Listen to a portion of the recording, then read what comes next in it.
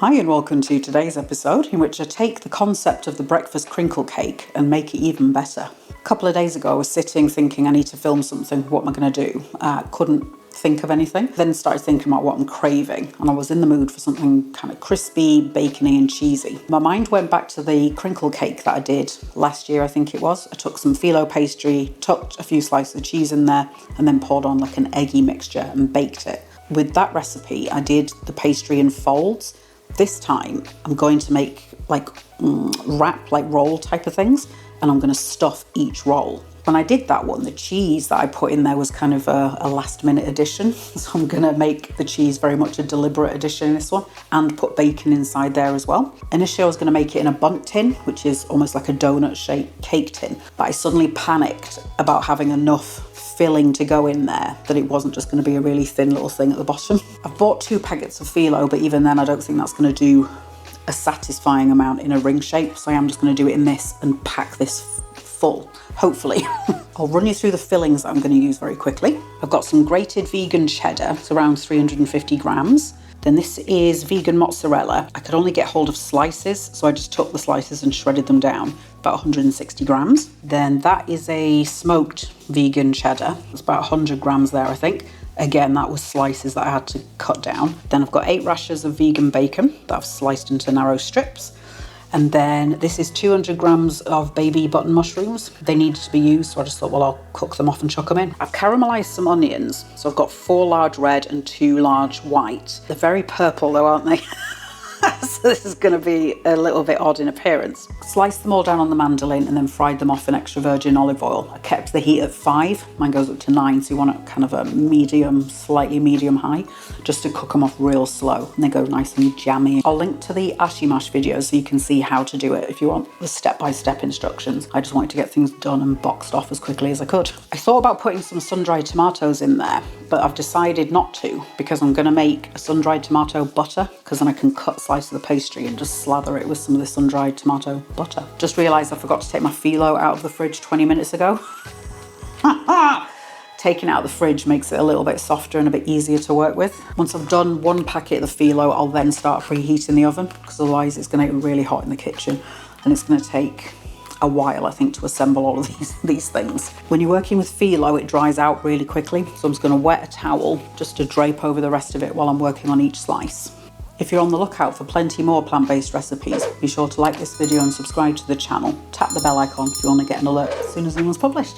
So I'm going to try and set up a little station, so it's kind of production line style. That's the packet of filo. Normally filo is wrapped up on the short edge, so this is kind of about as wide as the tin, perhaps a little bit wider on the bottom. I'm going to unfold them all and I think I'll cut them in half. And then with each piece, I'm going to fold it in half and roll it up that way, because I'm hoping that having a few layers of the pastry in between each roll is going to give a really nice crispy, kind of crunchy texture. All right, so I'm just going to very gently unfold it. Yeah, so I'm going to cut that in half down the middle. I'll stack those on top of each other and cover them with the towel for now. I'm going to melt down some vegan butter in a little pan. I'll do like a couple of tablespoons to start, and then I can just melt on demand. The butter's going to help the filo go nice and crispy and have lots of delicious flavour and richness in there as well. I'm going to use some of this Oggs, which is like a vegan egg mixture. Just Egg would be the US equivalent. I'm going to use this to bind, hopefully, the rolls together, so it kind of acts like a delicious glue. I'm going to mix it maybe 1-to-1 with some oat milk. I'm going to pour out 200. I'll make it up to 300 and then see what that's like. I've got it all over my fingers, look. Yeah, I'm going to go up to 350, I think. I've got a very mild problem in that I only have 1 brush and I need to brush both the butter and the batter. I've got a little oil brush bottle type thing, so I've just yoinked the brush off that and I'll use that for the butter. I think I'm just going to brush a little bit of the eggy mixture on the bottom just to get a nice crust on the top, because I'll invert this once it's baked. I might do a little bit up the sides. Yeah, I think I'll fold it like that and then roll it up like that. So I'm just going to put some butter on half of it, I think. And then I might do a stripe on this edge, which is where it will be folded up to, just to see if that helps seal things together. And then really it's just a case of loading up with other stuff. So I'll do some cheese. And I've just remembered I got this cheese as well, which is like a vegan camembert style. Gonna roll it up like a cigarette. Don't smoke, it's not good for you. All right, so that'll leave as a nice little tube. And then just wedge it in there. So you can see, hopefully, see it's like that. The fillings I've picked were just because I fancied cheese and bacon and so on and so forth, but you can put anything you like in here. You could do like the Greek spinach and feta filling, spanakopita. That would be really good in here. And in this recipe, it's easy and it's fairly straightforward. It's just going to be a little bit fiddly and time consuming. Do feel free to mix the cheeses in together. I did think about that initially, but then decided to separate them because I think it'll be nice to have each mouthful tasting a little bit different. On this layer, I'm putting the end in the middle on the inside, but the rest I'll do the other way. So yeah, I think the bottom layer I'm going to do all cheddar. I'm just going to scrape the counter down a bit. That's just a little pots and pan scraper. That's one layer done. Gloop in more of the egg mixture. I might even give it a bit of a smack and then refill any holes that appear. With phyllo, it is somewhat fragile, but you can be firmish with it. I was going to put bacon, not put them in the rolls, kind of feed them into the gaps. Yeah, like that. And brush a bit more eggy mixture on top, glue it down. So now I think I'm going to do one with the onions. So the texture is very sticky. And all that is onions, olive oil, and a bit of salt. So it's just the natural sugars in the onions. So I might make the onion ones quite thin because it is very sweet and I don't want the sweetness to overwhelm the bits that are around it. I'm going to put whatever remains of the onion just in the fridge because it makes a really nice thing to go on sandwiches and that kind of thing. It'll keep for at least a week. Put a little bit more of the eggy mixture up the sides. I've massively overestimated the quantities I was going to need for this. I don't know, I guess I was thinking, well, I used a full packet last time and that only gave me like half a tin, but I didn't put nearly this amount of filling in there. I think what I'm going to do, every time I put one in, I'm going to put egg mixture in the middle between the rolls just to help bind them together. I'm just a bit worried that it's going to fall apart. I didn't put any fat in with the mushrooms because there's a lot of fat in there already and I didn't want to add to it. You could do like garlic and herb butter or just olive oil, anything like that really. The phyllo is tearing a bit, so I'm just gonna properly wipe down the counter just in case it's sticking to the cooling butter. Right, I'm gonna start preheating the oven. I'm doing it on 165C. It'll be around 330-ish. I'm gonna need the other packet of phyllo. That's a bit of a relief. I don't feel as intensely stupid as I did a few minutes ago. All right, so that's got 2 layers in it. I reckon I can probably force another 2 layers on top. You could put bits of sausage in here. Like if you're in the UK, a Cumberland type vegan sausage would be great. Nice breakfasty flavors. You could most likely get a kind of full English type thing in here. So I'm gonna do some baked beans, vegan black pudding. I was gonna forget about the camembert type, but I might do a layer there, like right in the middle. So I'm gonna take slices like that, put them in like that, and I'll leave little bits of gaps here and there just for the eggy glue to do its gluing magic. Yeah, like that. Yum. And then I'll continue. I finally filled the tin, so it's time to get this thing in the oven. Got some doubts as to whether it's just gonna collapse because I have packed it, but let's get this in real quick. I'm gonna put it in a baking pan, just in case. I reckon it's gonna take, I have no idea, it's really heavy, it's very wet, at least an hour, probably more like 2 hours. It's 6 o'clock now, so I'll pull it out at 6:30. I'm gonna keep an eye on it, and I might have to put foil over the top if it starts getting a bit too dark. In terms of estimating my quantities, I was almost spot on. I've got 1/2 sheet of the pastry left. I used all of the cheese. I've got about that much of the bacon left. So it was probably 4 rashers. I think it was an 8 rasher packet. So yeah, to do 4. I've got loads of the onions left, but that's what I'd planned on already, so that's fine. Butter, I've probably used, it's a 200 gram block, so yeah, probably 180, 200 grams ish. Do, you know, small pieces at a time and then just melt on demand rather than doing the whole lot in one go. I thought I'd done way too much of the mixture. I've got 100 mils left and I think I did 350. So yeah, you could do a bit less of the mixture. I'll have a quick clean down and then we'll make up the butter. Next up, I'm just going to quickly mix together some sun-dried tomatoes and vegan butter. My plan was to buy sun-dried tomatoes and blitz them down with a stick blender, but then I saw this, sun-dried tomato paste. I'm not going to tilt it too much because there's lots of juice and oil, but yeah, it just looks like blitzed down sun-dried tomatoes. So I'll give it a try. Very rich, tomatoey, umami, like it's getting those kind of taste buds there, making me all juicy. I've got some butter there. Not sure how much, maybe 75 grams or so, something like that. Nothing needs to be exact. And it's been sitting out in the warm kitchen, so hopefully it's going to be soft enough. I'm going to go in with my fork, mash it down. Yeah, that's going to be fine. Tablespoon and a half, 2 tablespoons maybe. And just mash that in as well. Just going to switch to a silicone spoon just to see if it makes it a bit more efficient. And I just want to make sure that there's no huge lumps of plain butter, no huge bits of the sun-dried tomatoes. I used unsalted butter for this, so I might pop a little bit of salt in as well. What we're doing here is making a compound butter. So a compound butter is butter that's got other flavours added into it. And I just thought it'd be a nice way of getting some tomatoey flavour in there. The dish probably doesn't need any more butter, if I'm honest. So I'm going to pop in some black pepper. I've got some smoked sea salt. So just a pinch of that. To get the butter to soften up a bit quicker, I sliced it and arranged it around the side of the bowl. That's why it was cut like that in the bowl, just to give more surface area for it to warm. And this kind of thing is going to be delicious on pasta, toast, all of that kind of stuff. So it's a really nice thing to have. You could even have it in tofu. So if you cut like a thick slab of tofu and cut a slit through the middle, like I've done in the past with the herb stuffed tofu and the Kievs. I'm just going to decant it into a little ramekin.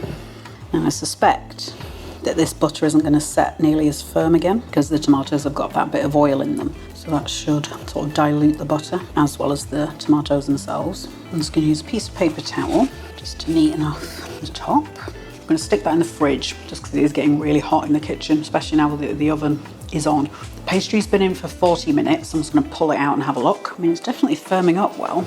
Let's see what the internal temperature is. It's only at like 30 degrees. And it's 20 in the kitchen. I think I'm going to cover it because it needs an hour on top of what it's had, probably. And if I don't cover it, it's going to get really dark on top. Once it's done, I might pull it out the oven, leave it for 10 minutes, then invert it, and then we'll have a slice.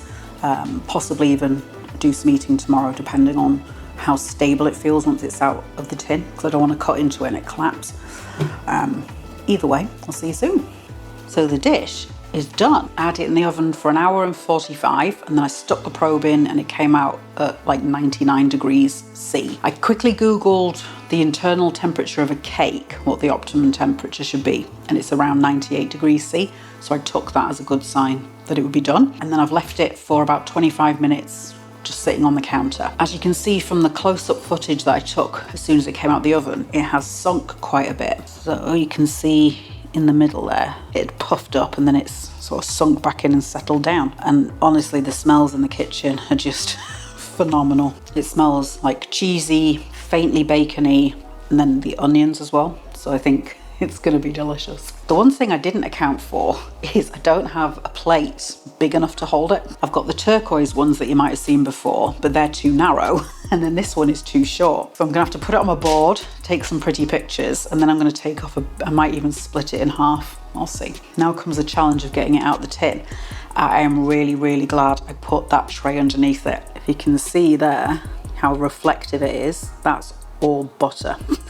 I'll put the paper on top, then the board. I've just got a feeling all that butter's going to gush out. Like that. Slide it back. Oh yeah. All right, moment of truth. Dun, dun, dun, dun. So much butter. I'm just going to get a bit more paper towel do a little bit of blotting. My fear was that it was just going to collapse as soon as it was out of the tin, but it hasn't. Oh, look at that. Oh my God. That is just perfect. These bits here where it's really dark, that's just the onions. I think that's onion and maybe that's mushroom. Gonna go through here, I think. That gives me a nice piece to have for dinner.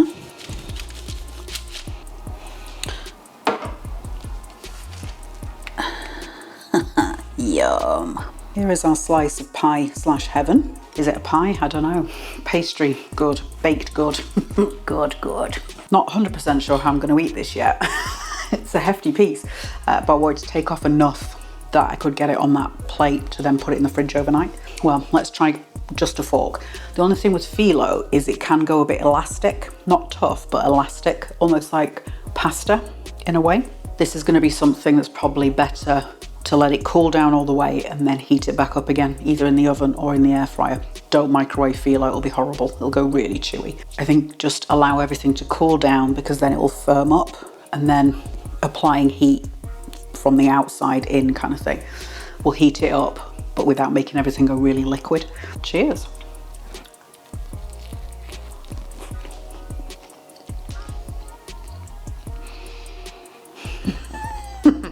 Cheesy, buttery, toasty.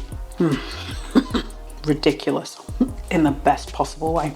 That small amount of vegan bacon that I put in as well just adds a nice bit of saltiness and a tiny bit of smoky edge to it. It's just gooey and rich. Naughty. Don't eat this every single day.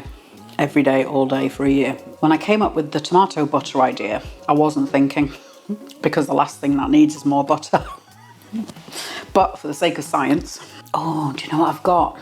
I've got some vegan cream cheese. I reckon mix the cream cheese with the tomato paste, because even though the cream cheese is a bit fatty, it's quite tangy and it's got a lightness to it, which would go really nicely with the tomato, and it would lift this away from the rich butteriness. So I've had that in the fridge for at least an hour and a half, so we'll see what the texture is like. Yeah, much softer. Try it with the butter. But the tomato just lifts it up a little bit. I think once it's cold, it's going to tolerate the butter better because it's just going to knock down the intensity because it's hot at the moment. So you've got lots of fattiness from the cheese and the butter. So then putting the tomato butter on top, it's delicious, don't get me wrong, but it's going to be sickly after a while. But the tomato really goes nicely with it. So you could even, if you wanted to serve it hot straight out the oven, I still wouldn't do it straight out the oven. Give it at least half an hour. Well, 20 minutes at least, because it is still piping hot. Do it with like a nice tomato and onion salad, or even just tomato, you know, with a bit of olive oil or walnut oil, that kind of thing. Perhaps a touch of an acid, apple cider vinegar, that kind of thing. Some chopped chives, just a really simple salad.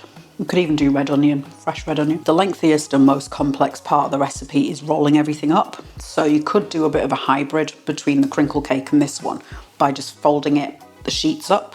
I don't know how much less work it'll be, but maybe a little bit. Or do it maybe lasagna style. So do like a thin layer of cheese, pop a folded sheet down, different cheese, sheet, etc. and kind of alternate them up the tin that way. Another option for you. This video has been brought to you by the financial and emotional support from my community over on Patreon. There's a little group of people that bobs me along, keeps me going in times get a bit tough. If you fancy showing your appreciation by way of money, I'll leave the link to my Patreon down the description for you. You'll also get some bonus content and access to the film and TV chat that we've got going on. If you'd like lots more delicious recipes that are guaranteed to make your doctor go, "Ah!" like this video and subscribe to the channel. Tap the bell icon if you want to be alerted as soon as a new one's published. Then while you're waiting for the next one, have a look at this.